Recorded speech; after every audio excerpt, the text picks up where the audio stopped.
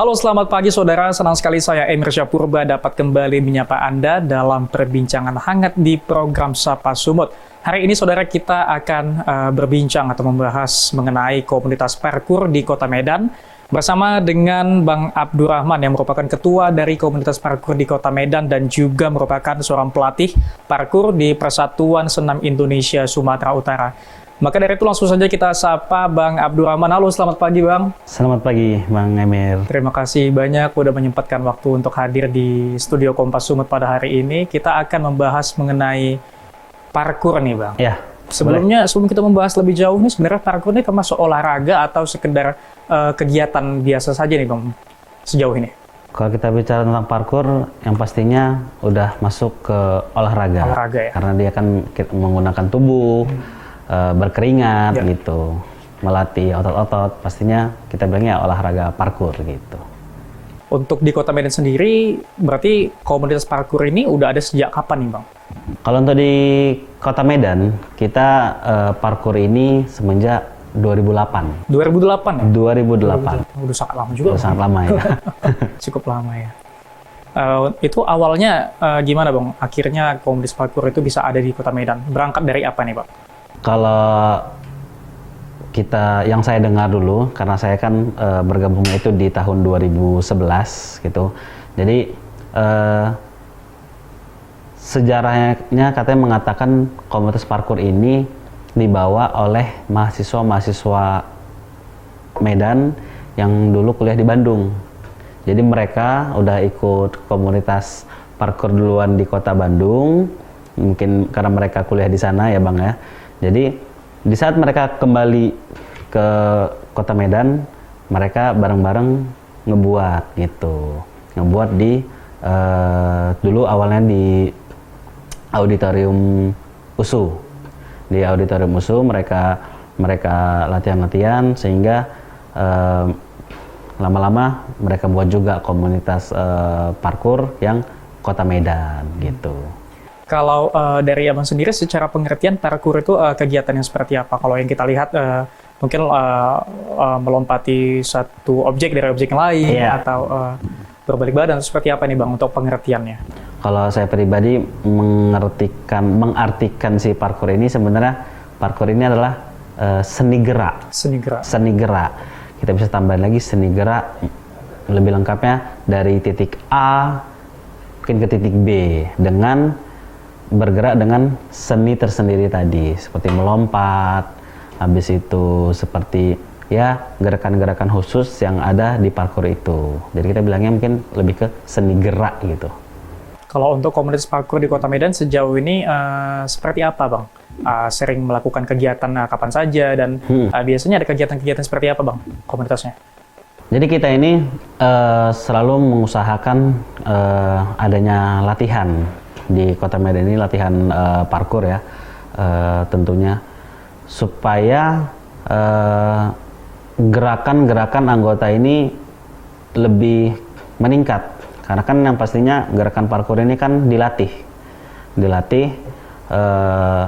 Jadi kita ini lebih ke mengusahakan adanya latihan rutin secara bareng-bareng, habis itu kita diskusi, latihan bersama tentang gerakan-gerakan apa yang belum teman-teman kuasai gitu, sehingga di saat kita membuat perlombaan gitu kan, adanya mungkin ada undangan performance, karena parkur ini selain mereka anggotanya bisa lomba, mereka juga biasa diundang performance gitu kan, karena mungkin yang gerakannya ekstrim gitu kan, bisa salah satu bisa jadi penghibur yang penonton yang berkumpul juga tuh.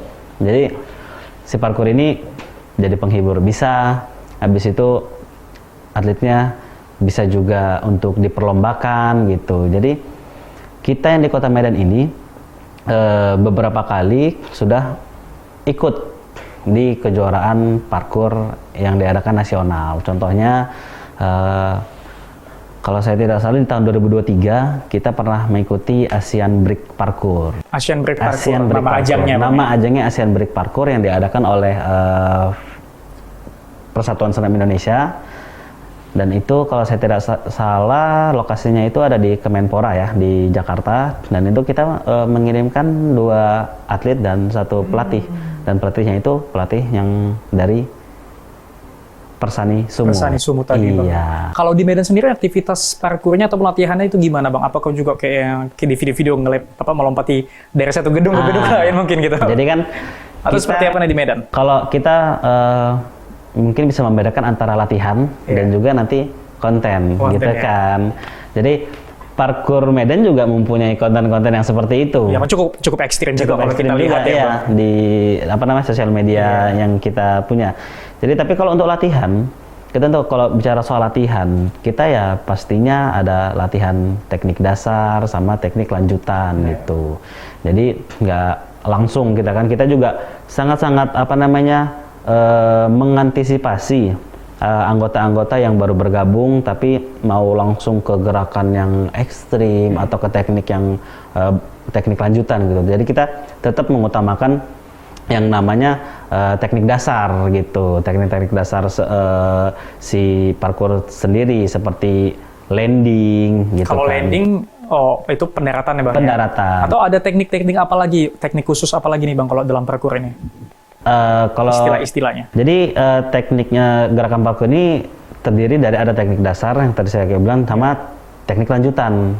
Kalau teknik dasar itu kita bicara dulu tentang teknik dasar ya. Banyak ada landing tadi, mendarat. Mendarat ya. Cara mendarat yang benar dan Supaya baik, nggak keselio supaya gitu, Bang, tidak ya? keselio gitu kan, supaya tidak cedera gitu. Karena kan dia kan jenisnya melompat. Ya. Bisa dari atas ke bawah, ada juga dari bawah mungkin ke ketinggian gitu kan dengan memanjat. Kalau kita bisa orang parkour tuh biasanya bilangnya yang cat lip gitu kan. Istilahnya cat lip, Istilahnya cat lip itu memanjat tadi. Dan juga ada beberapa yang lain gitu selain cat lip. Habis itu selain landing, gerakan teknik dasar tadi ada juga parkour roll gitu. Atau kalau kita di bahasa Indonesia kan berguling, rolling berguling gitu. Karena itu juga sebagian dari teknik dasar. Gitu. Saya pernah lihat video juga Bang, dianya tuh melompat dari titik A ke titik B itu dengan cara berguling. Iya, jadi dia melompat dari titik A, landing dia di titik B, bukan hanya menggunakan mendarat kakinya aja, tapi dia dengan berguling. Mungkin karena dia terlalu tinggi kan, dari titik A yang terlalu tinggi atau terlalu jauh ke titik B-nya, sehingga agar safety-nya dia landing tadi dilanjutkan dengan rolling. Oh, artinya bukan hanya gaya-gayaan aja Bang, tapi untuk safety juga. Tapi untuk safety juga. Jadi di saat kita melompat dari mungkin ketinggian 2 meter atau 3 meter di saat ke bawah, kalau kita hanya menggunakan kaki saja mendaratnya, mungkin kaki kita menopang yang terlalu berat gitu. Karena kita kan dari ketinggian ke bawah gitu. Sehingga di parkour ini kita mengajarkan supaya mendaratnya itu safety, ya kita selain menggunakan kaki bisa menggunakan bahu juga untuk rolling gitu. Jadi rolling ini kalau di parkour kita biasa menyebutkan ada tiger roll gitu. Jadi dia berguling seperti tiger tapi dia menggunakan bahu, sebelah bahu, atau front roll bisa menggunakan sini ya, bahu tengah gitu. Itu mungkin yang tidak terlalu tinggi, obstacle ya, kita bilang obstacle ya, halang rintangnya tadi. Iya, obstacle-nya tadi mungkin nggak terlalu tinggi, bisa menggunakan bahu yang di bawah leher ini gitu. Cuma kalau untuk yang ketinggian yang udah mungkin di atas 3 meter, kita ada bisa teknik lainnya, Bang, ada teknik lainnya gitu. Jadi Bang, itu kan tadi banyak sekali istilah-istilah dan juga teknik-teknik. Kalau boleh tahu nih Bang, kalau misalnya orang yang mau ikut parkour tapi belum ada kemampuan dasarnya nih, berapa lama sih kira-kira waktu yang diperlukan sebenarnya? Untuk sampai bisa lihai. Untuk melatih sampai bisa lihai ini kurang lebih kalau dia belum mempunyai dasar olahraga ya, mempunyai dasar olahraga mungkin dalam waktu 2 tahun. 2 tahun. Iya, kurang lebih 2 tahun. Tergantung dari bagaimana motorik orang tersebut. Iya, jadi Karena berkaitan dengan motorik tadi Bang ya. Jadi kita kan motorik setiap orang kan berbeda-beda. Iya. Ada yang mungkin dia udah lincah gitu kan, ada yang otot motoriknya juga ada yang masih semacam kaku gitu kan. Jadi kita sebenarnya kalau jangka waktu itu ya balik tergantung ke orangnya tersebut gitu. Apakah otot-otot dari badan dia memang mendukung ya kan, ataukah dia memang dari sebelumnya sudah mempunyai basic, kita bilang basic olahraga tertentu sehingga otot-otot tungkai dia sudah terlatih, otot tangan dia sudah terlatih. Kalau orang-orang yang seperti itu latihan parkour ya mungkin bisa jadi lebih cepat gitu kan. Nah, jadi ya membahas tentang itu Bang, apa saja yang harus dilatih sebenarnya kalau supaya kita punya fisik yang kuat untuk bisa melakukan gerakan-gerakan parkour ini? Iya, jadi untuk gerakan parkour ini yang pastinya membutuhkan kurang lebih ya semua otot yang ada ini ya, yang otot-otot yang ada di dalam tubuh kita ini. Baik. Tapi ya terutama kalau untuk melompat ya pastinya otot tungkai. Otot tungkai ya. Iya. Karena menahan beban habis tadi. itu juga melompat kan, lompatan tadi. Ya kita juga makanya sering sebenarnya tanpa disadari di saat kita latihan parkour itu kita juga kan di saat kita latihan tidak langsung ke yang step tinggi gitu kan. Jadi kita bisa yang datar dulu. Kalau kita di parkour medan ini menggunakan batako. Batako Bang ya. Mungkin satu batako ke batako lain sebagai obstacle. Halang rintangnya. Halang rintangnya. Jadi dari titik A kita bisa lompat ke titik B si batako tadi dengan jarak yang mungkin 1 meter di awal gitu kan, dengan menggunakan kalau kita bilang di parkour ini istilahnya itu precision jump. Dengan kita latih precision jump secara tidak langsung udah melatih otot gitu, udah melatih otot orang tersebut. Tapi mungkin kita juga selalu himbau gitu kan, nanti mungkin memang kalau di saat tidak latihan bisa melatih ya mungkin dengan squat jump gitu kan, mungkin dengan ya flexibility kita juga sangat-sangat penting, flexibility di parkour gitu. Jadi bukan hanya otot yang kuat aja, tapi ya badan yang fleksibel, yang lentur juga kita latih juga itu untuk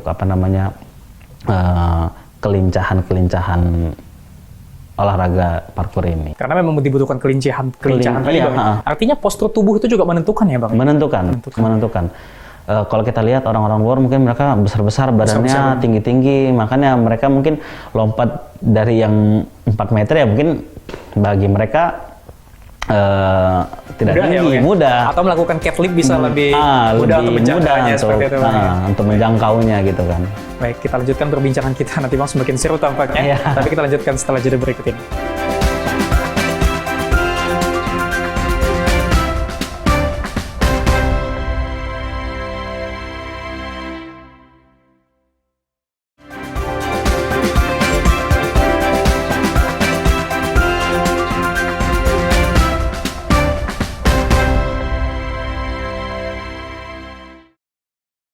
Masih bersama saya Emir Syahpurba dalam perbincangan hangat di Sapa Sumut. Kita lanjutkan perbincangan kita tadi Bang Abdur terkait dengan komunitas parkour di Medan. Biasanya lokasi untuk latihan di mana aja nih Bang? Untuk saat ini kita di Kota Medan ini intensnya kita biasa latihan di Taman Bunga yang pertama, dan satu lagi ada di Taman Cadika di samping. Kalau teman-teman ke Taman Cadika ada skatepark ya, di sampingnya ada seperti bundaran tempat duduk. Kita sering latihan beberapa gerakan di situ juga. Tadi Abang sebutkan di awal ada alat bantu bisa dengan batako seperti itu Bang ya. Selain itu ada alat bantu apa lagi nih Bang yang dibutuhkan untuk kita berlatih parkour ini? Iya, kalau alat-alat yang untuk parkour ini sebenarnya banyak ya, alat-alat pendukungnya atau alat utamanya untuk latihan parkour ini. Ada yang namanya vaulting box, habis itu rail itu atau tiang ya, tiang atau bar besi, habis itu dinding juga bisa, dinding itu untuk melatih jangkauan gitu, jangkauan lompat atau jangkauan memanjat gitu. atau juga box jump. Box jump juga kita bisa, mungkin teman-teman rata-rata ya anak parkour ya buat sendiri mereka. Ada yang buat box jump, ada yang buat vaulting. Vaulting itu dia lebih bentuknya ke trapesium seperti ini ya. Dia kadang anak parkour ada yang buat dari besi, ada yang buat dari kayu gitu kan, menggunakan triplek tebal dan biasanya dilapisi lagi oleh matras tipis gitu ya, supaya nggak terlalu keras. Supaya nggak terlalu keras, karena dia utamanya parkour ini kan yang paling anak-anak parkour ini pengen bisa itu kan gerakannya itu kan namanya kong gitu kan ya. Gerakan kong ini dia menggunakan latihannya harus menggunakan box atau si vaulting tadi, atau box vault tadi yang box bentuknya trapesium gitu. Jadi itulah salah satu alat-alat bantunya untuk melatih gerakan parkour gitu. Baik. Selama Abang menekuni parkour ini, seperti apa cedera yang pernah Abang rasakan? Karena kan membutuhkan apa ya, gerak tubuh dan lain sebagainya. Itu pernah cedera di bagian apa aja nih Bang? Ya, kita tadi kan berbicara tentang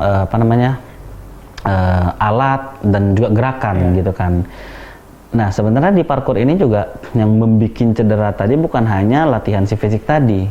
Semakin jauh latihan si parkour, maka semakin banyak gerakan yang ingin dikuasain. Ya. Dan yang gerakan-gerakan di parkour ini bukan hanya melompat, memanjat. Sebenarnya parkour ini juga melatih fleksibel tadi yang saya bilang kan. Salah satunya untuk apa? Untuk gerakan salto gitu. Jadi kebanyakan teman-teman yang cedera, selain dari gerakan parkour yang melompat atau memanjat dan landing tadi, karena ada gerakan saltonya juga, jadi lebih besar resiko gitu, lebih besar resiko di gerakan-gerakan yang menggunakan putaran badan tadi kan, putaran badan. Jadi mungkin bisa putaran yang 180 derajat gitu kan. Atau yang mendarat rolling tadi, atau dia salto, kayak biasa kita bilang ada backflip, ada front flip gitu. Jadi saya pernah juga mengalami cedera gitu kan di gerakan yang kita bilang sedikit ekstrim juga karena berputar badan juga kan, sehingga di saat landing kaki tidak posisi dengan bagus sehingga lutut crack gitu ya. Crack mungkin ya teman-teman parkour juga atau yang mau mengikuti parkour ke depannya ya mungkin bisa dihindari dan bisa dikuatkan gitu ya otot-otot kakinya, otot pahanya supaya tidak kena cedera-cedera yang biasa disebut cedera ACL atau cedera ligamen gitu. Supaya ya sendi-sendinya tetap aman gitu meskipun berolahraga ekstrim gitu. Baik, untuk parkour sendiri saat ini untuk kategori yang diperlombakan itu apa aja nih Bang? Karena Bang tadi udah ada sebutkan ya, ada perlombaan parkour yang diadakan di Indonesia. Itu seperti apa Bang kategori-kategorinya? Ya, untuk saat ini Parkour Indonesia itu pernah mengadakan perlombaan parkour yang didukung juga sama Persatuan Senam Indonesia. Itu yang pertama ada freestyle, perlombaan freestyle, kategori freestyle kita bilangnya. Yang kedua kategori speed. Speed itu ya berarti kecepatan gitu kan. Yang pertama kategori freestyle itu apa sih ya kan? Kategori freestyle itu yang pastinya kategori dia tampil sendiri, menunjukkan gerakan yang dia kuasai sebagus-bagusnya, sesafety-nya tanpa melakukan kesalahan dalam gerakan tersebut. Jadi tanpa ada jatuh, tanpa adanya kesalahan dalam gerakan. Dengan gerakan yang parkour tadi, dia lebih ke freestyle aja, gerakan bebas yang dia tampilkan. Kategori penilaiannya mungkin seperti ya kesulitannya sampai mana, keindahannya juga pasti dinilai. Khususnya gitu kan. Freestyle tadi. Habis itu kesulitannya juga sesulit apa gerakan yang dia tampilkan itu. itu mungkin bisa menjadi nilai lebih tinggi itu kalau di kategori freestyle. Terus kalau di kategori speed ini yang pastinya kecepatan. Karena kan parkour ini kan seni gerak yang efisien juga. Seni gerak yang efisien untuk melewati tantangan atau rintangan menggunakan obstacle tadi. Jadi kalau di speed ini dia dua orang mainnya secara dua orang gitu, bertanding, dikasih waktu, siapa yang paling cepat untuk mematikan waktu dia sendiri. Tapi tetap melewati obstacle yang ada itu. Obstacle-nya berbentuk sama, ya mereka cepat-cepatan. Tapi ya dengan yang pastinya harus ada jalur khusus yang harus mereka lewatin, nggak cuma bisa langsung ke sana aja gitu ya kan.